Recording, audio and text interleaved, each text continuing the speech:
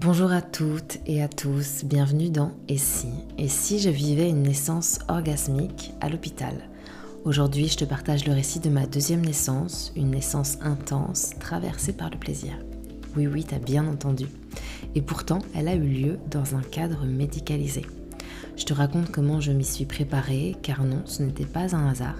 Et ensemble, on va aussi parler de physiologie, de tabous autour du plaisir, et de ce que cela dit de notre rapport à l'enfantement, à notre corps. Bien sûr, cet épisode n'est pas là pour imposer une nouvelle injonction aux femmes, mais simplement pour ouvrir la porte d'un autre possible. Je suis Ama Saul, entrepreneur et maman de 3 enfants. Chaque mardi, je te retrouve ici pour un nouvel épisode autour du bien-être, du couple, de la sexualité, de la spiritualité et de tout ce qui traverse nos vies de femmes. En toute simplicité, je te partage mes réflexions, mes expériences et des pistes concrètes pour avancer dans le corps, le cœur et la foi. Si ce podcast te plaît, pense à le partager à une amie et à laisser une note ou un petit mot pour le soutenir. Bonjour à toutes et à tous. Alors aujourd'hui, on va plonger dans le récit de mon second enfantement. J'ai effectivement vécu ce qu'on appelle une naissance orgasmique à la maternité pour mon deuxième. Alors peut-être que tu as déjà entendu l'épisode où je vous raconte le récit de mon premier enfantement qui s'intitule « Et si j'accouchais sans péri en Russie ?» Ce n'était pas un enfantement orgasmique, loin de là. Ce premier enfantement, j'ai eu très mal. J'ai vraiment cru que j'allais mourir, mais je me suis jamais sentie aussi forte après coup. Donc si tu veux écouter l'épisode, il est sur mon podcast. C'est un des premiers épisodes que j'ai publié sur le podcast. Et donc après cette première naissance, sans péri, mais dans beaucoup de douleur, j'ai commencé à me passionner sur ce sujet. Le sujet de la grossesse, de la naissance. Et j'ai compris qu'il y avait des choses qui avaient été faites à la maternité qui n'étaient pas normales, en tout cas qui n'étaient pas pour mon propre confort et qui étaient plutôt pour le confort de l'équipe. Et par hasard, je suis tombée sur le documentaire The Orgasmic Birth. J'ai regardé le documentaire, je ne m'attendais pas à grand-chose et en fait, c'était une révélation. Vraiment. Et je me suis dit, mais si la nana dans le documentaire, elle peut vivre ça, moi aussi. En fait, on est toutes faites des mêmes cellules, du même amas de chair. Et j'ai commencé littéralement à me passionner pour ce sujet. Pour moi, ça faisait sens déjà parce que, on conçoit nos enfants dans le plaisir. Donc, l'énergie pour donner naissance, ça faisait sens que ça soit du plaisir aussi. Et j'ai commencé à faire des recherches, à essayer de comprendre pourquoi est-ce que la majorité des femmes enfantent dans la douleur, moi compris, et d'autres clament avoir des enfantements orgasmiques. Il fallait que je comprenne. Donc j'ai continué comme ça, à faire mon petit bonhomme de chemin. Moi je suis assez autodidacte, je suis assez passionnée. Quand j'ai un sujet qui me passionne, je vais naturellement me nourrir de plein de formes, que ce soit des podcasts, des livres, des magazines, des articles. Je vais naturellement remplir mon quotidien de tout ça. Alors si tu connais l'Human Design, je suis 5-1 et le 1 c'est vraiment ça, c'est vraiment la ligne de la recherche approfondie dans un sujet. Mais ça s'est fait très naturellement, j'avais pas de business à l'époque, j'avais pas de tout ça. Et cette passion pour la grossesse, pour la naissance m'a amenée à faire une formation en yoga prénatal, yoga postnatal et yoga santé de la femme. Donc c'était une formation qui avait lieu de décembre, il me semble, à juin. Et je me souviens, quand j'ai commencé la formation, en décembre, je me suis dit, ça va nous donner envie d'être enceinte. Ça n'a pas loupé pour moi, puisque pour mes examens en juin, j'étais enceinte. Et justement, pour passer nos examens, on avait besoin d'écrire un mémoire sur un sujet autour, bien sûr, du yoga, mais aussi de la naissance et ou de la grossesse. Et naturellement, le sujet de mon mémoire m'est venu très facilement et c'était « Pleasurable Birth, Tools to Ride the Waves of Childbirth ». Donc c'était en anglais parce que j'étais en Russie à l'époque et donc je pouvais écrire en anglais plutôt qu'en russe. Et donc c'était « Naissance plaisir, outils pour surfer sur les vagues de l'enfantement ». Et finalement, ce mémoire, c'était l'occasion de mettre tout en ordre, toutes les recherches que j'avais trouvées, toutes les compréhensions dans un document. Ça s'est fait très naturellement pour moi parce que j'avais déjà emmagasiné pas mal de connaissances. Et comme j'étais enceinte, eh bien j'ai mis en application tout ce que j'ai trouvé. Et donc pendant cette grossesse-là, pour moi c'était clair que j'avais envie de vivre une naissance orgasmique. Je me disais mais c'est mon droit de naissance en fait. Donc j'avais une petite routine que je faisais tous les jours. Alors parfois ma routine pouvait me prendre 1 heure si j'avais vraiment du temps pour moi. Parfois ça me prenait 5 minutes. Mais tous les jours, je me connectais en tout cas à cette intention de naissance orgasmique, à la visualisation de mon enfantement idéal, etc., etc. Donc oui, j'avais cette intention de naissance orgasmique, mais j'avais bien conscience que un enfantement, on peut jamais vraiment savoir comment ça va se passer. Et donc j'étais vraiment dans cet état d'acceptation radicale de ce qui est. Je visais la lune, c'est-à-dire pour moi, à ce moment-là, c'était une naissance orgasmique, mais je m'attachais pas tant que ça au résultat final. Et pour cet enfantement, j'avais déjà prévu d'être à la maison, j'avais trouvé une sage-femme, donc tout était parfait. Et j'attendais, et j'attendais, et j'attendais, et les jours passaient, et le petit bout de chou ne montrait pas le bout de son nez. Et ma sage-femme m'avait prévenu que si la naissance ne commençait pas à J+4, eh bien, à partir de J+5, j'étais obligée d'aller à la maternité. Et c'était assez dur pour moi d'accepter ça parce que j'avais vraiment le souhait d'enfanter à la maison. Le jeudi soir, donc on était à J+4, je commence à sentir les contractions, ça commence à s'intensifier, c'est là, vraiment c'est là, je reconnais et je me dis, c'est pour aujourd'hui, c'est pour cette nuit. Et du coup, le soir, je me dis, bon, je vais aller me reposer, je vais aller me coucher, comme ça, je vais essayer d'emmagasiner des forces, parce que quand la danse va vraiment commencer, il va falloir que j'ai de la force, que j'ai de l'énergie. Finalement, je vais me coucher et je me réveille comme une fleur le lendemain matin. Les contractions s'étaient arrêtées pendant la nuit, certainement pour que mon corps puisse bien se reposer. J'avais un rendez-vous de déclenchement le lendemain, à 8h ou 9h je crois, mais bon moi je me suis réveillée à 9h donc je me suis vraiment pas pressée pour y aller. Et on est arrivé vers midi. Et là ça avait repris tranquillement. Je me souviens, on était en train d'attendre la sage-femme et on espérait que ça soit la sage-femme qu'on avait vue quelques semaines avant parce qu'on avait vraiment un bon feeling avec elle. Et on espérait aussi avoir la salle nature. Et super, cette sage-femme est arrivée, une jeune Mélanie je crois, et on avait la salle nature qui s'appelait la salle Jade. Donc, si tu connais un petit peu mon travail autour des œufs de Jade, etc., ça m'a fait sourire. Et elle m'a dit, bon, je vous propose, soit vous rentrez chez vous, soit on vous déclenche, soit on vous fait un décollement des membranes. Et en fait, on était déjà là, on en avait marre d'être dans l'attente, donc j'ai dit, ok, allons-y pour le décollement des membranes. Le décollement des membranes, elle insère son doigt pour essayer de décoller les membranes qui sont au niveau du col de l'utérus, juste au-dessus. Elle m'a bien prévenu que dans un tiers des cas, ça fait rien. Dans l'autre tiers, eh bien, ça peut faire des contractions, mais sans réel déclenchement. Et dans le troisième tiers, eh bien, ça peut lancer la naissance. Donc j'accepte. Et donc là, je m'allonge et puis elle commence la procédure. Je respire profondément, j'essaye de bien me relâcher à fond. Et elle me dit quelque chose comme « Vous inquiétez pas, c'est bientôt terminé ». Et quand elle me dit ça, je me dis « Ça veut dire qu'elle pense que j'ai mal ». Alors que moi, j'avais pas mal. J'essayais de me détendre, c'était pas forcément très agréable, mais c'était pas douloureux, quoi. Et là, ça m'a mis la puce à l'oreille. Je me dis si les autres femmes ont mal d'habitude pendant cette procédure, bien, peut-être que toute la reprogrammation de mon cerveau que j'ai fait, toute ma préparation pour avoir une naissance orgasmique, donne déjà des fruits, entre guillemets. Elle nous dit d'aller manger, donc c'est ce qu'on va faire. Elle nous dit manger léger. Hein.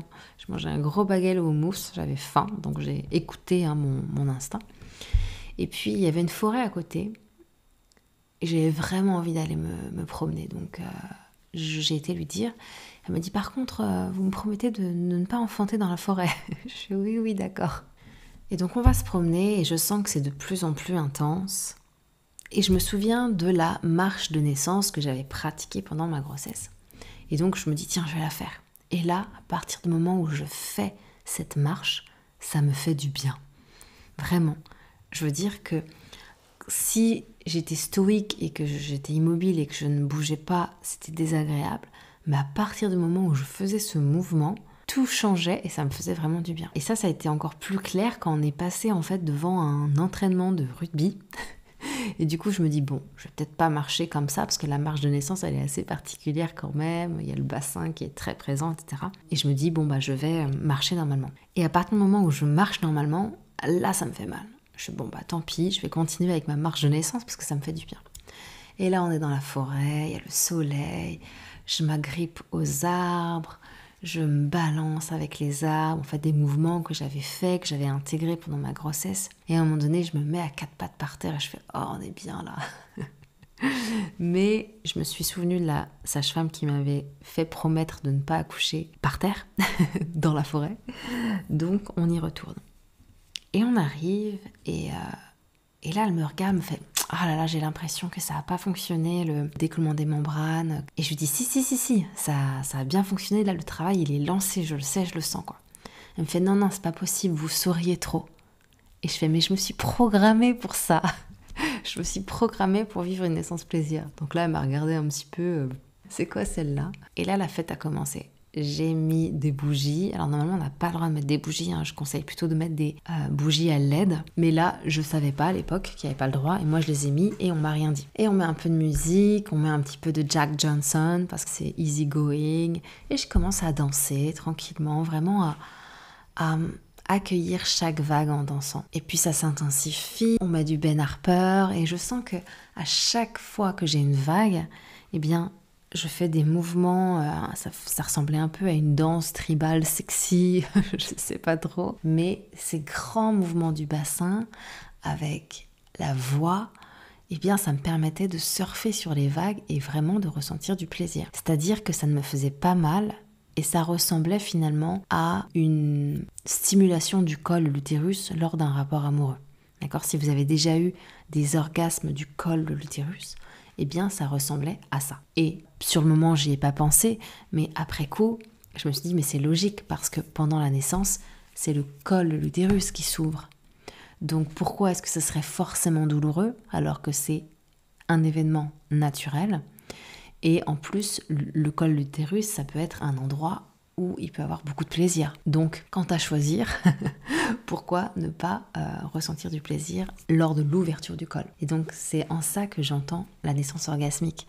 Bien entendu, la naissance orgasmique, ça n'a rien à voir avec avoir du plaisir avec son enfant. Pas du tout. Je sais que des fois, j'ai eu des personnes qui ne comprenaient pas ce souhait d'avoir une naissance orgasmique parce que elles avaient l'impression que c'était pas clair, que c'était malsain. Mais non, il y a vraiment une dissociation totale. C'est juste que l'enfantement, mon col de l'utérus doit s'ouvrir. C'est comme ça. Donc autant qu'il s'ouvre avec plaisir qu'avec douleur. Mais ça n'a rien à voir avec l'enfant finalement. Tu vois. Et donc je continue ma danse et puis parfois je vais vers mon conjoint, je l'embrasse à pleine bouche et puis ça me remonte l'ocytocine, ça me redonne un petit coup de boost. Mais à aucun moment en fait je lui ai demandé de me faire des massages ou ce genre de choses parce que j'en avais pas besoin. Lui il était dans le coin de la pièce et moi je faisais ma danse et juste sa présence était suffisante. J'avais rien besoin de lui, même pas de paroles en fait. Et à un moment donné, la sage-femme arrive et me fait « Mais vous m'impressionnez !» Je me souviens qu'elle me disait ça. Et ce qui est drôle, c'est qu'entre les vagues, eh bien, je pouvais parler comme maintenant. C'est-à-dire que quand il y avait la vague, eh bien, je plongeais dans ma danse, j'étais en transe. Mais quand la vague s'arrêtait, bah, je pouvais parler. Et à un moment donné, la sage-femme me dit « Bon alors, vous faites votre petit diagnostic, quand est-ce que vous pensez que vous allez donner naissance ?» Moi, je dis 10 heures peut-être.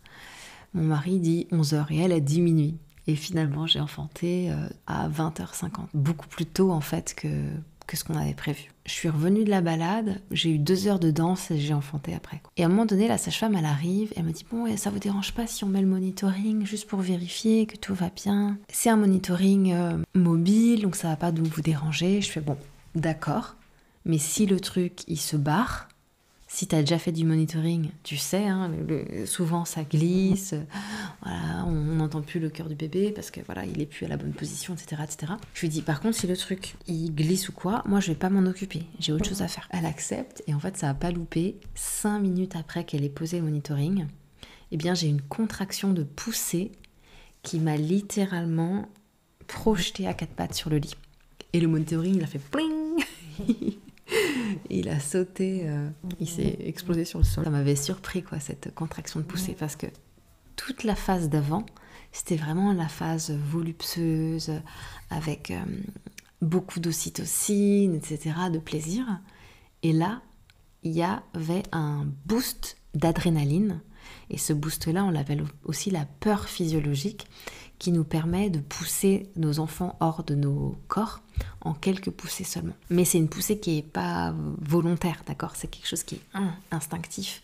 C'est un réflexe en fait. Là, je suis à quatre pattes et je dis « Ah, il arrive, je sens que j'ai envie de pousser. » Elle me fait « Attendez, je regarde juste si vous êtes ouverte. » Par contre, je lui fais signe que si elle veut regarder mon col, il faut qu'elle passe par derrière. Moi, je suis à quatre pattes, je ne vais pas me mettre sur le dos pour que ça soit plus facile pour elle. Donc aucun problème, elle regarde de derrière en fait. Et elle me fait oui c'est bon, quand vous voulez pousser, vous poussez quoi. Et donc je me suis mis un genou à terre et un pied à terre. Les contractions de poussée, il n'y avait plus de plaisir comme il y a pu avoir avant, d'accord, parce que le bébé était déjà engagé, il n'y avait plus de sensation au niveau du col. Et ce qui m'est venu sur le moment, c'est que j'étais en gratitude des cours de sport que j'avais fait avant la grossesse.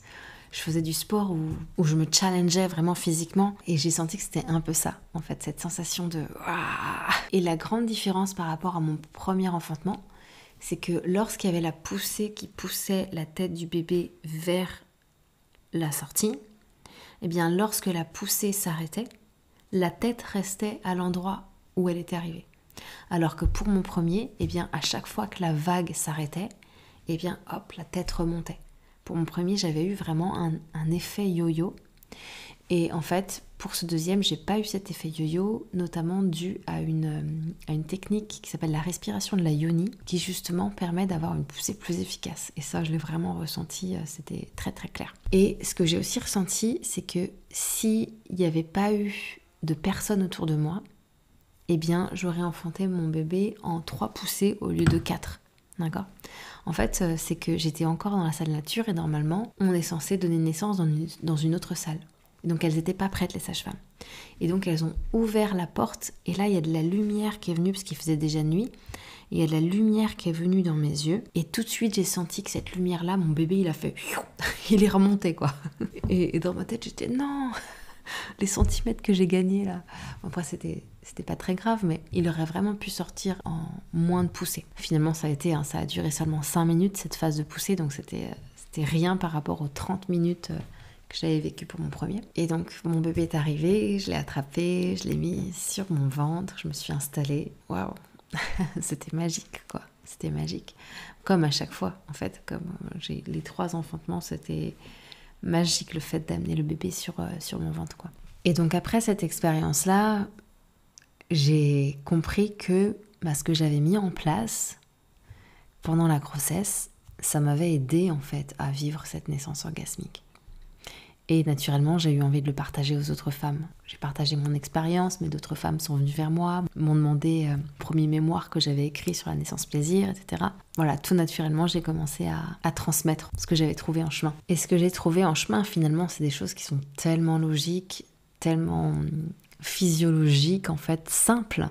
La sécrétion d'ocytocine. L'ocytocine, c'est l'hormone de l'amour. Donc plus on est dans cet état d'amour et plus on est dans une ouverture. Le rôle du périnée également, comme je vous l'ai dit, la respiration de la yoni, c'est une respiration qui va permettre justement d'avoir un périnée en bonne santé, c'est-à-dire à la fois tonique mais relaxé et détendu. Et j'ai compris aussi ce parallèle entre naissance et orgasme.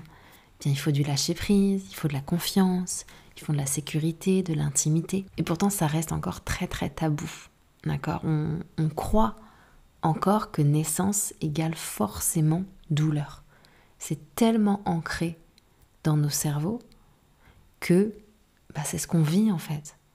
Moi j'ai vraiment cette conscience que les croyances que l'on a influencent à la fois notre physiologie, à la fois nos actions, ce qu'on ressent, comment on voit les choses, etc., etc. Je pense sincèrement que j'ai pas été chanceuse ou exceptionnelle. En fait, j'ai simplement été connectée à mon corps. J'ai simplement mis en place des choses pour vivre cette naissance de manière la plus sereine. Et ça passe aussi par faire du shadow work, c'est-à-dire aller vraiment voir les éventuels obstacles qui soit transgénérationnel, qui soit énergétique, qui soit émotionnel, etc., etc. Et j'avais adoré cette citation qui disait « On enfante comme on vit ». Et c'est vrai que la majorité des femmes, vivent dans le stress, souvent la peur aussi. Et si on vivait dans l'extase et si on amenait plus de plaisir dans notre vie, est-ce que ce serait pas logique de vivre aussi la naissance avec plus de plaisir? Et je pense sincèrement que toute femme peut se préparer à vivre une naissance connectée, vibrante, même si c'est pas forcément orgasmique bien sûr, parce qu'on peut pas attraper l'orgasme, d'accord? Mais on peut mettre en place plein de choses pour s'ouvrir à cette éventualité. D'où l'importance du cadre, du respect, du lien au corps, de notre énergie sexuelle, etc. Bien sûr, si tu as envie d'être accompagné dans cette voie de la naissance extatique, j'ai un accompagnement qui s'appelle Naissance extatique, justement pour se préparer à vivre une naissance en confiance, en sérénité, et puis à s'ouvrir à cette possibilité de naissance orgasmique. Tu trouveras le lien de l'accompagnement juste en bas, dans la description du podcast. Je te souhaite une belle journée et à bientôt.